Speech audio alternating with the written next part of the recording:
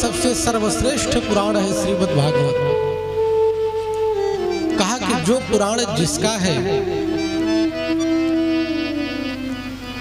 उन पुराणों में उन देवी देवताओं की स्तुति की गई है।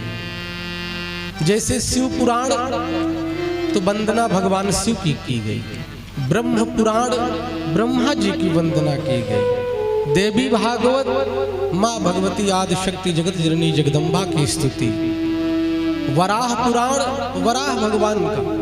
तो जितने भी पुराण, सब पुराणों में जो उसके अधीश्वर देवता है उनकी स्तुति की गई। लेकिन भागवत एक ऐसा निष्पक्ष ग्रंथ है जिसमें स्तुति सत्य की गई। किसी देवी देवता की चर्चा नहीं की, किसी का नाम नहीं लिया। आइए श्रवण करते हैं महर्षि वेदव्यास जी के शब्दों में कि जन्माद्यस्य यतोऽन्वयादितरत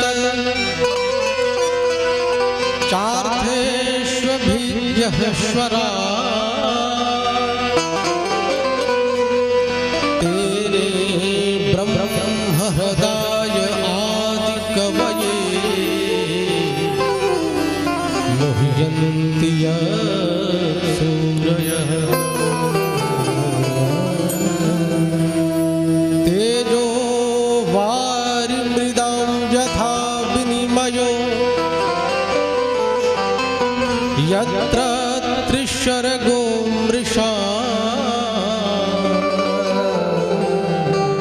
धाम्ना स्वेन सदा निरस्तकुहकम्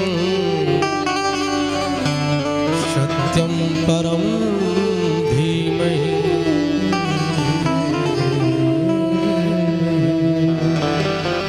भागवत जी के प्रथम स्कंध का प्रथम श्लोक मंगलाचरण करते हैं महर्षि वेदव्यास जी।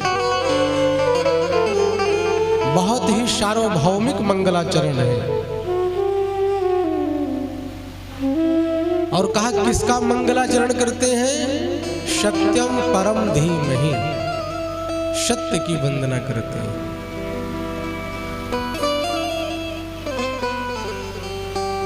इसके विद्वानों ने कई भाव निकाला, विचार किया कि अगर मान लीजिए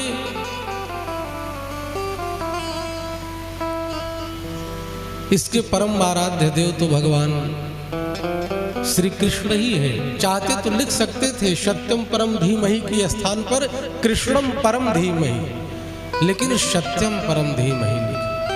वेदव्यास जी को लगा कलिकाल आने वाला है और मनुष्यों के भीतर यह बात जगेगी कि यह कृष्ण परक ग्रंथ है। कृष्णम परम धीमहि कहा कि शिवम परम धीमहि लिख सकते थे, तो कहा कि यहां पर भी एक द्वंद्व खड़ा हो जाता, आपस में यह बात होती, मतभेद हो जाता। ये तो शिव परक ग्रंथ है, ये तो विष्णु परक ग्रंथ है, ये ब्रह्मा परक ग्रंथ है। तो इसीलिए किसी भी देवी देवता की स्तुति न करते हुए सत्यम परम धीमहि लिखा। और शायद सत्यम परम धीमहि लिखने का अभिप्राय यही रहा, किसी भी देवी देवता का नाम नहीं लिया लेकिन किसी को छोड़ा भी नहीं। क्यों? कि सत्य में ही देवी प्रतिष्ठित होती है, सत्य में ही ब्रह्म प्रतिष्ठित होता है और सत्य में ही शिव प्रतिष्ठित होते हैं। सत्यम सच्चिदानंदम परम परमात्मम धीमहि ध्यायेम, ऐसे सच्चिदानंद का हम ध्यान करते हैं। और विष्णु सहस्त्रनाम में महर्षि वेदव्यास जी लिखते हैं भगवान कौन है? कहते हैं धर्मस्य प्रभुरच्युतः, भगवान अच्युत साक्षात धर्म के अवतार। रामो विग्रहवान धर्म, भगवान श्री राम साक्षात धर्म के अवतार हैं। और इसी का ट्रांसलेट बाबा गोस्वामी तुलसीदास जी भी करते हैं। धर्म न दूसर सत्य समाना, आगम निगम पुराण बने, कि धर्म से बढ़कर के कोई सत्य नहीं। ब्रह्म सूत्र का दूसरा सूत्र मंगलाचरण करते हुए महर्षि वेदव्यास जी बताना चाहते हैं कि यह भागवत कोई साधारण ग्रंथ नहीं है, यह साक्षात भगवान श्री कृष्ण है। इसलिए इसके जो मंगलाचरण का प्रथम अक्षर लिया वो ब्रह्म सूत्र का दूसरा सूत्र जन्माद्यस्य यतः, पहला सूत्र अथातो ब्रह्म जिज्ञासा, और दूसरा सूत्र जन्माद्यस्य यतः। जन्माद्यस्य यतः इसका भाव समझेंगे, आदस्य जन्मादि विकार रहितस्यापि यतः। कहा कि वह भगवान कैसे हैं? यत्र वसुदेव गृहे जन्म, जो भगवान श्री वसुदेव जी के यहाँ जन्म लेते हैं, जो आदि और अंत से परे हैं, जो जन्म और मरण से परे हैं।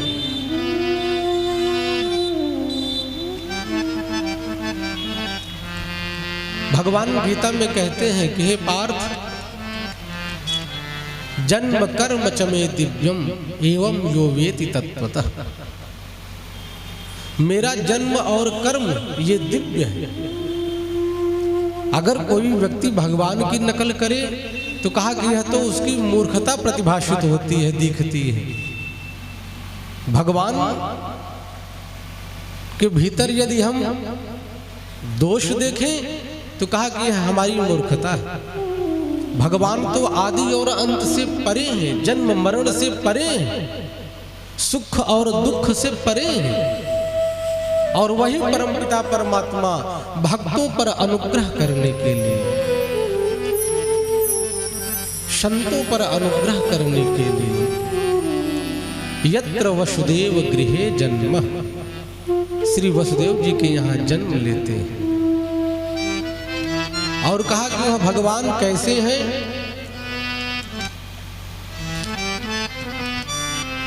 कहा कि भगवान इस सृष्टि का सृजन करते हैं, पालन करते हैं और लय कर देते हैं। भगवान के यह तीन कार्य हैं। सृष्टि को बनाते हैं, सृष्टि का पालन करते हैं और अंत में सृष्टि का लय कर देते हैं। जन्म आदि अश्य दृश्यमान जगतः यतः जन्माद्यस्य यतः। और कहा कि भगवान कैसे हैं? अन्वयादि तरतः। अन्वय का मतलब कि भगवान प्रत्येक वस्तु में प्रतिभाषित हो रहे हैं। बड़े ही ध्यान पूर्वक श्रवण करेंगे, क्योंकि ये वैदिक सूत्र की व्याख्या कर रहे हैं। महर्षि वेदव्यास जी कहते हैं भगवान कैसे हैं? अन्वयादि तरतः। कहा कि इस चराचर जीव जगत ब्रह्मांड में कोई ऐसी वस्तु नहीं जिसमें परमात्मा न हो। या यूं कहें कि ये सारे जो भी चीज हम लोगों के वस्तुओं के रूप में दिखाई दे रहे हैं, ये सब परमात्मा में है। संपूर्ण चराचर जीव जगत ये परमात्मा में है और सब में परमात्मा है। और इसका दृष्टिगोचर करते हुए भक्त प्रहलाद ने यह भक्तों को दिखलाया, संतों को दिखलाया, दुष्टों को दिखलाया कि निर्जीव वस्तु में भी भगवान है। कोई ऐसी वस्तु नहीं जिसमें भगवान दृश्यमान न हो, दिखाई न दे, जिसमें भगवान की सत्ता न हो। अन्वयादितरतः भगवान इस प्रकार से प्रतिभाषित हैं कि प्रत्येक वस्तु भगवान में है और प्रत्येक वस्तु में भगवान है। और कहा उपनिषद स्वयं कहता है, यतो वा ईमानि भूतानि जायन्ते येन जातानि जीवन्ति यत् प्रयन्तभीषं विशन्ति। तैत्तिरीय उपनिषद में लिखते हैं कि भगवान कैसे हैं। कहा कि जिससे संपूर्ण जगत जन्मता है, भगवान के अतिरिक्त इस ब्रह्मांड में कुछ भी नहीं, सब भगवान से ही जन्मता है। भगवान के द्वारा यह सृष्टि बनाई गई, इसका पालन हो रहा है और जब भगवान चाहते हैं तो इसका लय भी कर देते हैं, संहार भी कर देते हैं। और कहते हैं कि भगवान सूत्र का मतलब क्या होता है। जैसे वैदिक सूत्र का यह दूसरा सूत्र जन्माद्यस्य यतः, तो सूत्र का मतलब शब्द तो बहुत छोटे होते हैं, लेकिन उसका जो अर्थ है वह अपने आप में बड़ा महत्व रखता है, उसका विशिष्ट अर्थ होता है। सूत्र का मतलब किसी भी विषय का विस्तार न करके सूक्ष्म तरीके से बताना। जैसे हम लोग कहते हैं कि भैया बहुत ज्यादा लंबी चौड़ी बात न बता करके गागर में सागर भरने का कार्य करिए।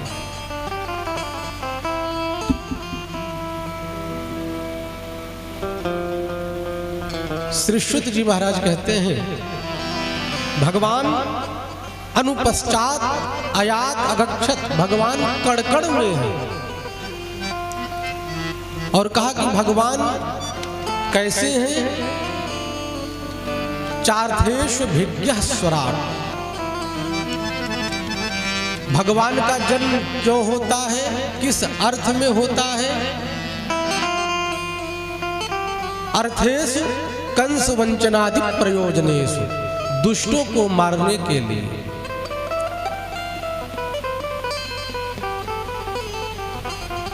धर्म की स्थापना करने के लिए भगवान का अवतार होता है। भगवान आते हैं। अभिज्ञः निपुणः, और कहा कि भगवान कैसे हैं। बोले स्वराट। स्वराट का मतलब अपने स्वरूप में अवस्थित होना। कहा कि जैसे हम लोग हैं, पहले छोटे बाल्यावस्था, फिर शिशु अवस्था में हुए, देखते देखते कब किशोर हो गए, कब वृद्ध हो गए और कब काल के गाल में चले गए। और भगवान कैसे हैं,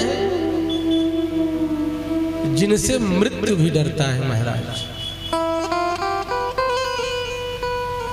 भगवान पर काल का पहरा नहीं है। भगवान एक रस है। कोई ऐसा उदाहरण किसी पुराण में वेद में नहीं मिलेगा कि भगवान की अवस्था उनको बुढ़ापे ने घेर लिया, उनकी अवस्था हरदम परिवर्तित होती रही। भागवत जी में वर्णन करते हैं कि भगवान का जब 56 करोड़ का परिवार हो गया था, 16,108 पत्नियों से सबके 10-10 पुत्र, एक एक कन्या, और उन पुत्रों के 10-10 पुत्र, इसी प्रकार से 56 करोड़ का परिवार भगवान श्री कृष्ण का। लेकिन भगवान 16 साल के दिखते थे। नाती पोता हो गए भगवान को, लेकिन भगवान पे कभी भी जरा का प्रभाव न रहा। भगवान 16 वर्ष के ही दिखे। तो भगवान कैसे हैं। बोले स्वराट, स्वेशेषु गोपेषु राजते शोभते इति स्वराट। भगवान कैसे सुशोभित होते हैं। कहा कि श्रीधाम वृंदावन में अपने ग्वाल बाल सखा मंडली के साथ सुशोभित होते हैं। और कहा कि वह भगवान कैसे हैं तेने ब्रह्म हृदय आदि कवये। आदि कवि पितामह ब्रह्मा जी को कहा जाता है, जिनको वेद का ज्ञान भगवान ने दिया। अब आप कहेंगे कि प्रभु हमने तो नहीं सुना कि ब्रह्मा जी भगवान के पास वेद पढ़ने गए। कहा कि पढ़ने की आवश्यकता नहीं, भगवान ने संकल्प मात्र से वेद का ज्ञान ब्रह्मा जी को प्रदान किया। तेने ब्रह्म हृदय आदि कवि। आदि कवि ब्रह्मा के हृदय में वेद का ज्ञान भगवान की कृपा से प्रस्फुटित हो गया। और कहा कि भगवान कैसे हैं? मुह्यन्ति यत सूरयः बल देवा दयोपि मोहम प्राप्नुवन्ति। बड़े बड़े सूरवीर भी जिसकी लीला को सुन करके, चरित्र को देख करके मोहित हो जाए। आप सब तो परम विद्वान, भागवत जी की अनेकानेक कथाओं का श्रवण करते रहते हैं। आपको ध्यान हो, जब भगवान गौचारण लीला किए, छोटे छोटे बछड़ों को लेकर के चराने जब जंगल में गए और मधुमंगल के मुख पर लगी हुई झूठी कढ़ी को जब भगवान ने अपनी जिह्वा से चाटा है, इस दृश्य को देख करके ब्रह्मा जी को मोह पैदा हो गया। उनको लगा कि यह ब्रह्म नहीं हो सकता है। क्या ब्रह्म किसी का झूठन खा सकता है? ये ब्रह्म नहीं हो सकता। व्यामोहित हो गई और कहा कि बलराम बलदाऊ भैया जो भगवान के साथ हर क्षण हर पल रहते हैं,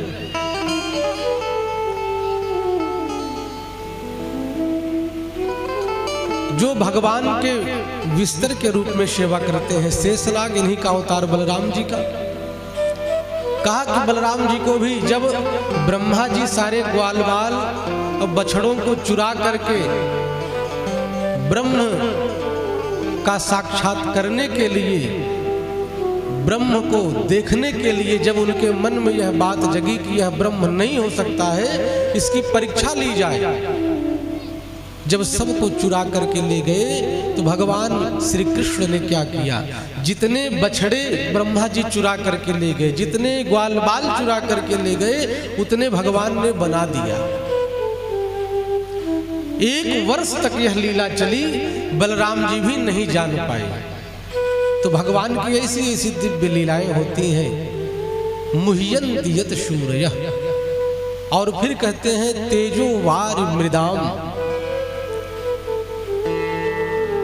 जैसे हम लोग चिलचिलाती धूप में, गर्मी में सड़क पर निकलते हैं और वाहन लेकर के जा रहे हैं, तो सूर्य की जब किरणें इस धरा पर पड़ती है तो क्या देखते हैं कि कुछ दूर पर ऐसा दृश्यमान होता है कि यहाँ पर जल होगा, लेकिन जब वहां पर जाते हैं तो जल नहीं रहता है। तो स्थल में जल का भान हो जाता है और जल में स्थल का। तेजो वार मृदाम यथा विनिमयो यत्र शरगो मृषा। भगवान के 3 धाम हैं। अमृषा, और कहते हैं कि वह भगवान कैसे हैं?